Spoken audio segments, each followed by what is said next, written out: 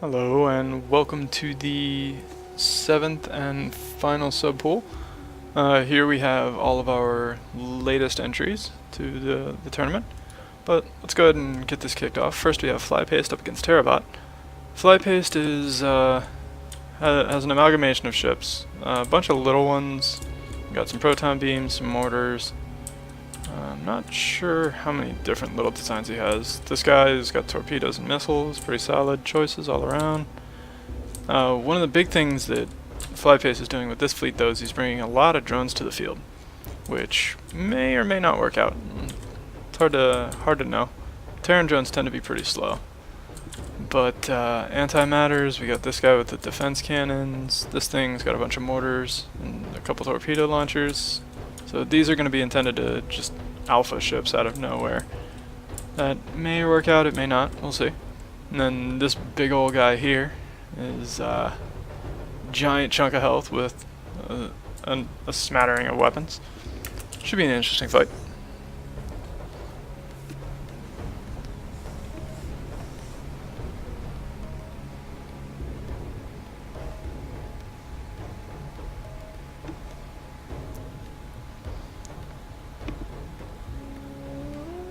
And Flypaste off to a strong start, taking apart a few of the smaller ships. You can see Flypaste's drone ships behaving very well. You can kind of see him keeping distance on the left side of the screen.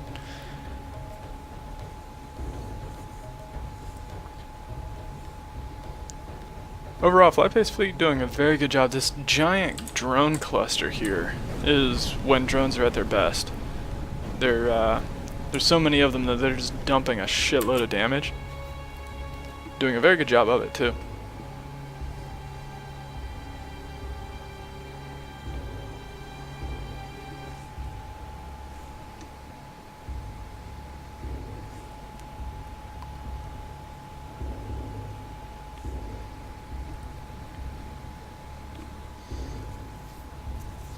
The capital ship is still alive, though, and the drones seem to have gotten distracted for a moment, but they are going to start coalescing again. The big problem is now they're in range of some of the point defense, whereas on the back of the ship they were out of the range of all the point defense that the capital had.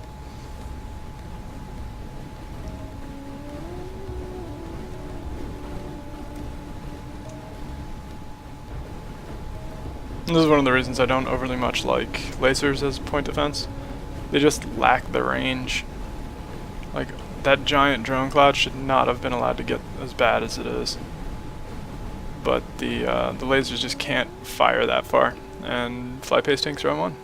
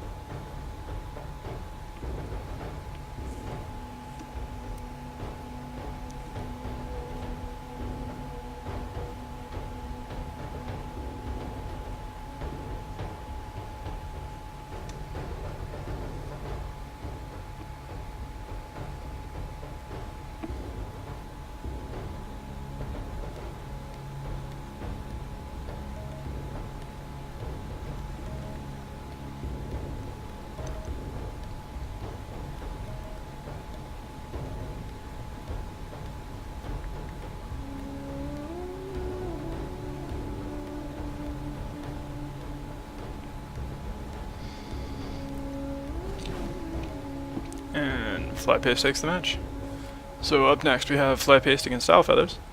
Now Feathers, as usual, brought some gorgeous ships of his. These little guys have their tiny little wings and a bunch of missile launchers. They're actually not that bad, but they're going to be a little slow in the withdrawal. I think they're going to end up charging at enemies a little much. Certainly more than would be desirable. This guy, antimatters and railguns, so hopefully it'll keep its range. It should. It's got a lot of long-range weapons, and that's the bulk of its damage, but again, the reverse thrust, you can see it does have some extras on the tail here.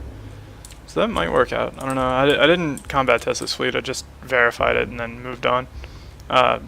These guys, the freighters, this one's got just a bunch of lasers and a proton sword. Proton swords are always nasty. I like all the little details that Owl Feathers puts around the outskirts of his ship. They look fantastic. And he builds little internal structures. Big fan of that. But his flagship here is the real whammy. Not only is it as ornate as everything else, but you can see it's also packing more than a little bit of firepower. The railguns on the back, he's got torpedo launchers on angles here to help get a little extra coverage, and plenty of plasma cannons for anything that happens to get a little too close. And he's even using shields the one way that I think they are actually useful.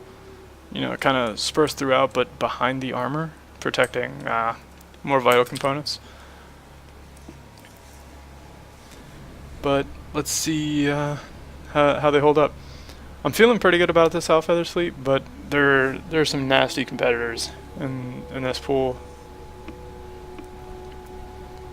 But that said, Owl Feathers still gets my vote for most gorgeous submission. I mean, look at those things.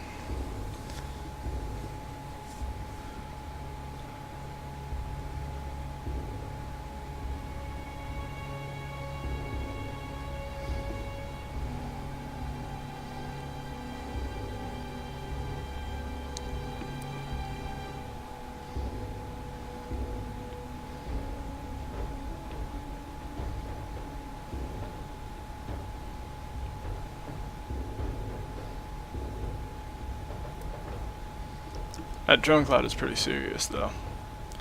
But Owl Feathers is using burst lasers for point defense on his flagship, so I think it will probably be able to clear out the drone cloud.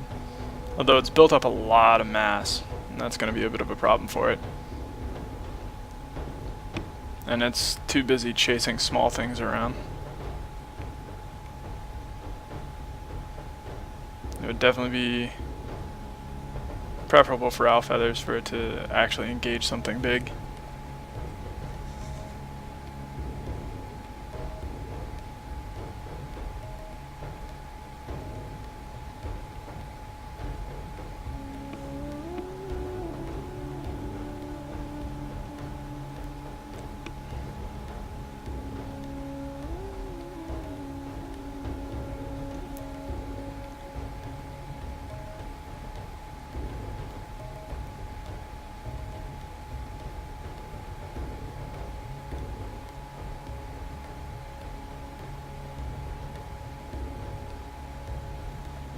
Yeah, Husk, I should probably be able to do that.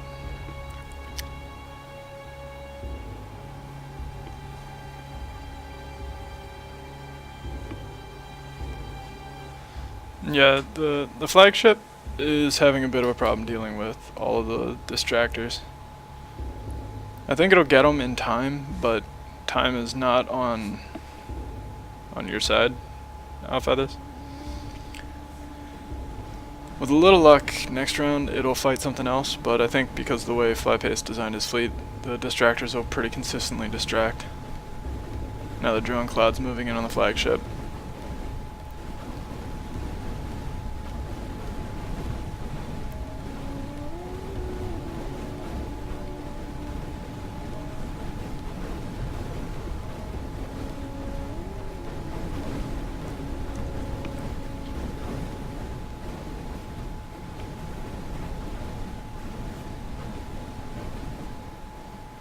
And Fly Paste takes round one.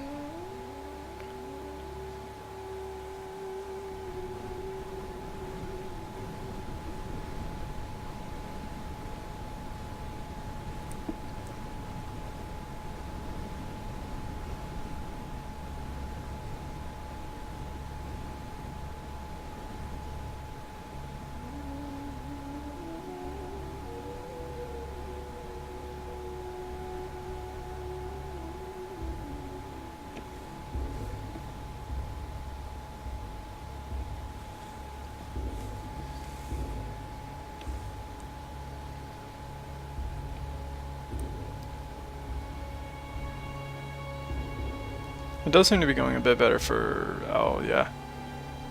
And you can see the burst laser is doing a pretty good job of thinning out that drone cloud. And the drone ship eating a couple of blasts from the rail volleys. Probably not ideal for the drone ship.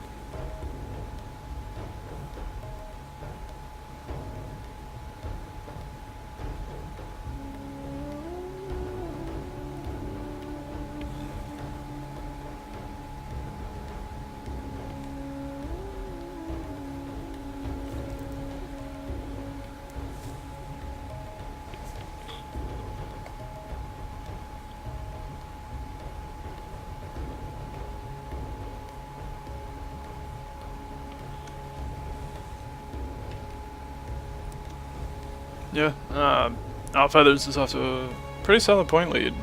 45 seconds on the clock. It could still turn around pretty quickly. As you can see, Flypace is still gaining points very fast now. But I think it was just because they cracked the shell on a ship.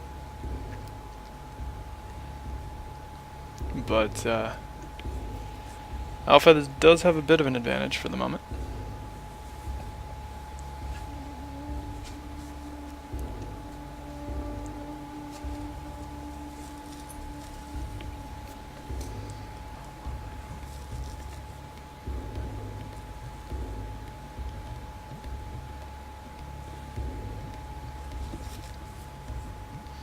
And with less than 10 seconds on the clock, Flypace managed to sneak away a point lead. Not much of one, but it doesn't need to be. And Flypace takes the match. Very close, though. And up next we have Flypace up against Splinter. And Splinter has these little distractors, which come in two flavors, which are that one and this one. They're basically the same one, it's just a little faster. But he has these guys, which are called jackrabbits apparently. They kind of look like they have antimatters on the sides, which threw me for a second when I first looked at them, but it's just struts. And then these guys are just terrible monstrosities. But these are Trigon Tinkle. We'll see how they go. A lot of the Trigon Tinkle have one big gun in the center and two small guns flanking it. I think we saw the Trigon design first with S&W 35, who used them to pretty devastating effect.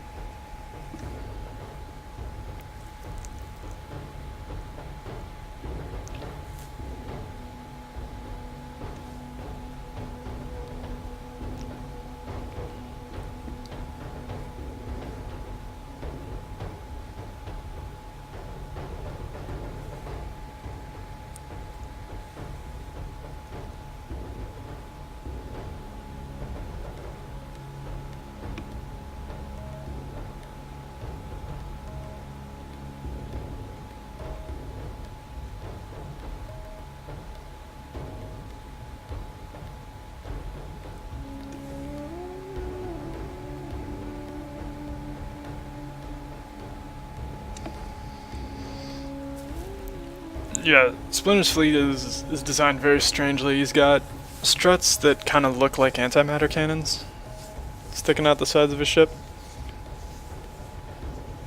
I think he did it on purpose, just to make it visually confusing. But you can see Splinter putting up a lot of points on the scoreboard. Most of Splinter's distractors are dead at this point, but the score lead is pretty real.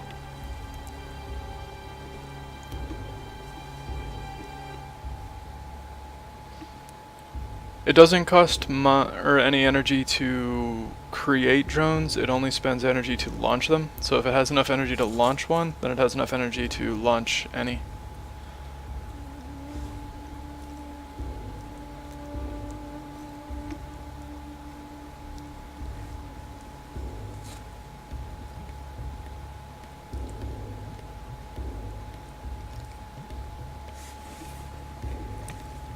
I think the thing that might be throwing you is I don't think those are drone launchers on the distractors, those are cannons.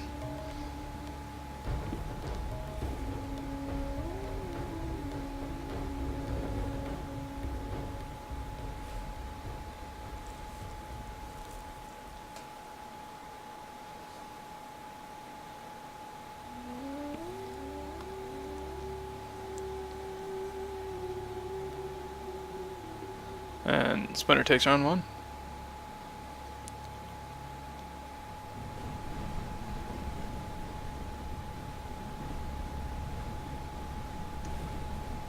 They're called Chafe, A and C or whatever.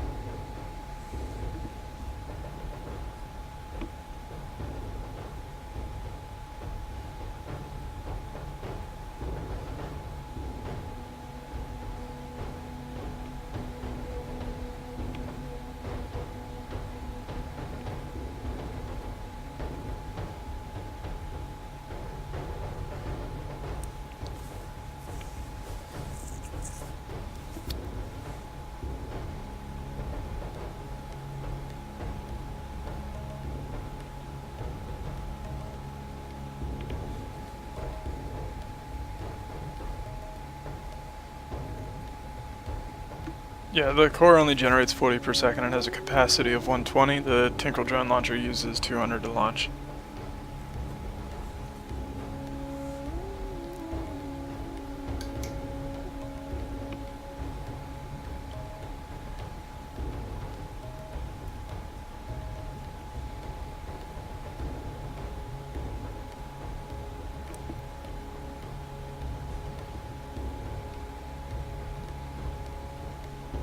You actually need 2 generators to run 1 Tinkle drone launcher. They're substantially more expensive than the game might lead you to believe.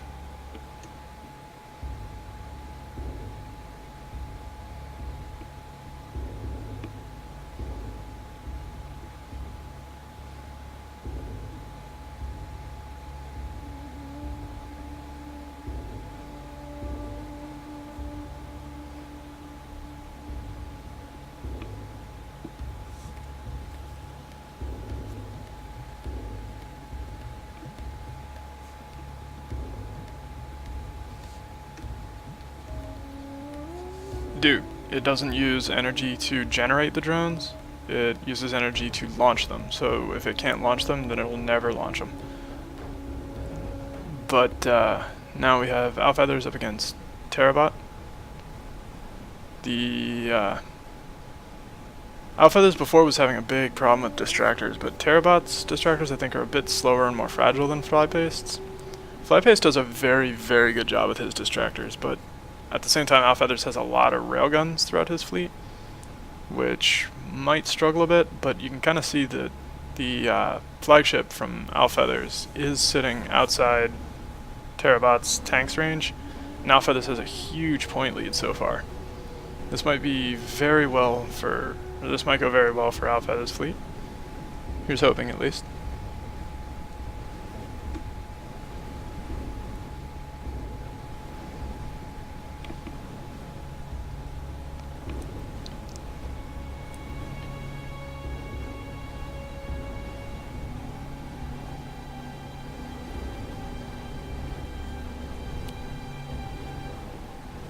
And down goes the tank for Terabot, and a huge point lead. This round is all but over, I think. Just a couple little tiny antimatters, and a torpedo volley catches them.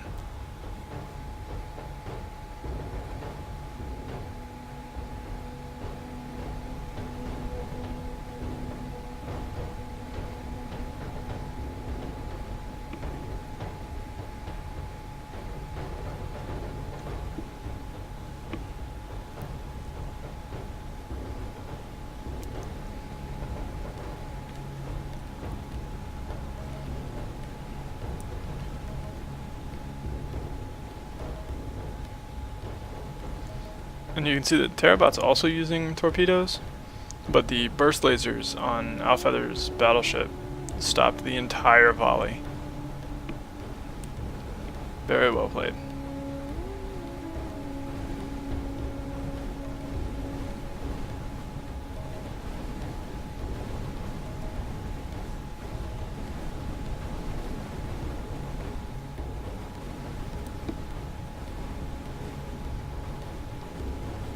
Get in there with the violence.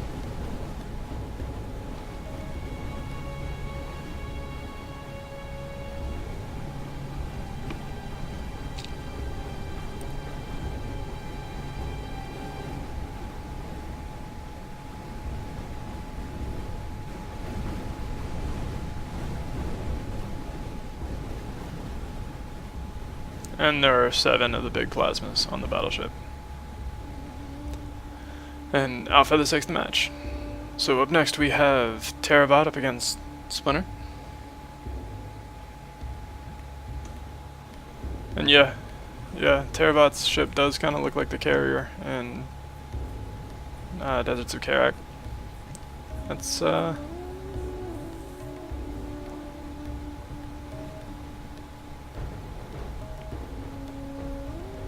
it kind of fights like it too, you know? Just kind of stands there and gets punched on.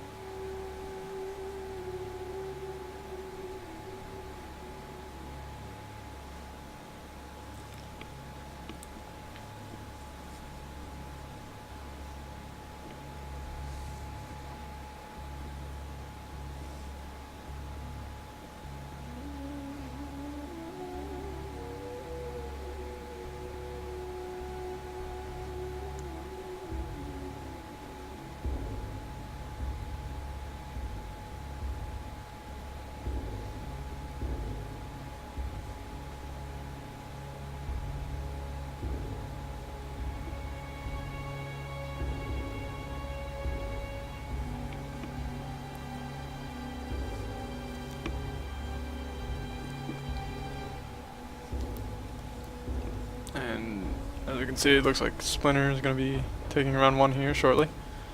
And with the way round 1 went, I imagine round 2 is going to be very similar.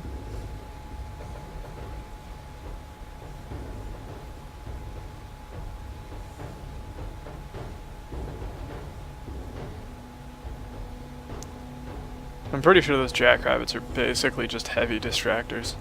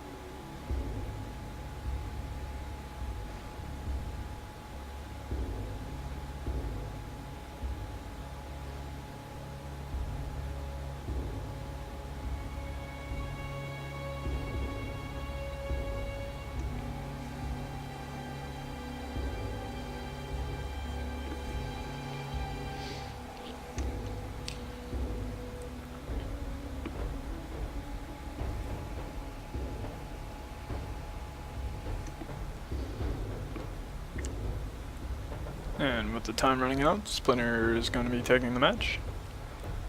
So last for this pool, we have Feathers up against Splinter. Both relatively long-range fleets, and as much as I want to root for Feathers, I don't know that he's going to be able to actually catch up to the Luminaris. Too long-ranged, and they'll probably be able to take apart all the littler stuff. Battleship might pose some issues, but I don't think the battleship will be able to stick any damage to them.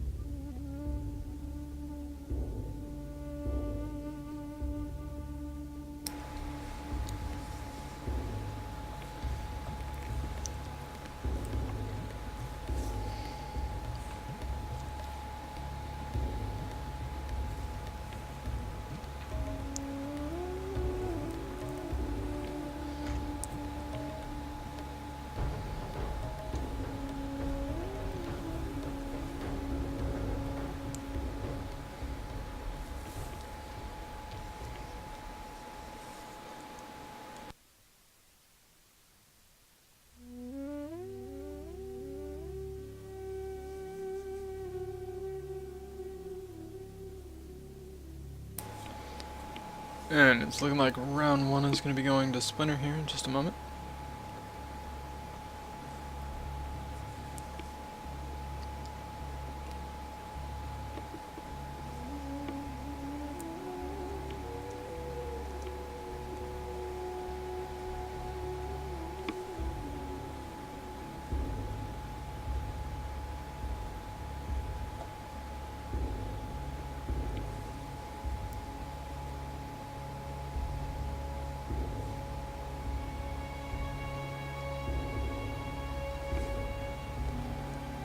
And moving in round 2.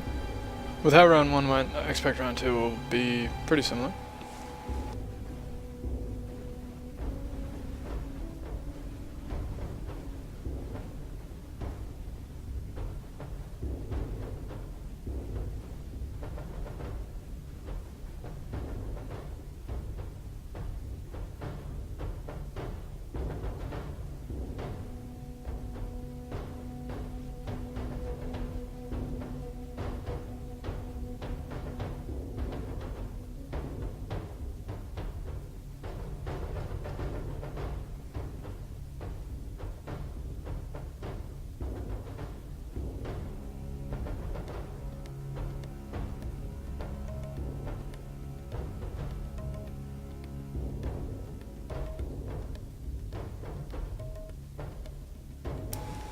Yeah, if you need better Tingle distractors, Duke seemed to be onto something.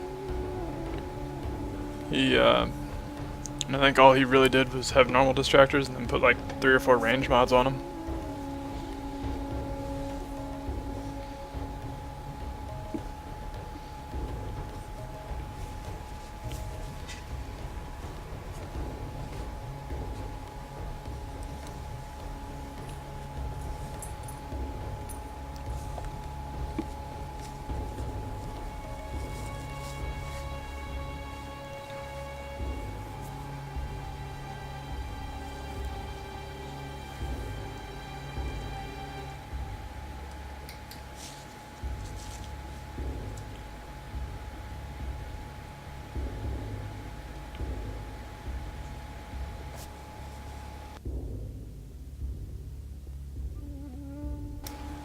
Yeah, the Tinkerel main cannons are really good against any sort of direct fire projectile. Would be really nice is if there was a way to get a missile that deliberately kind of arced toward its target instead of turning directly toward it and then flying straight at it.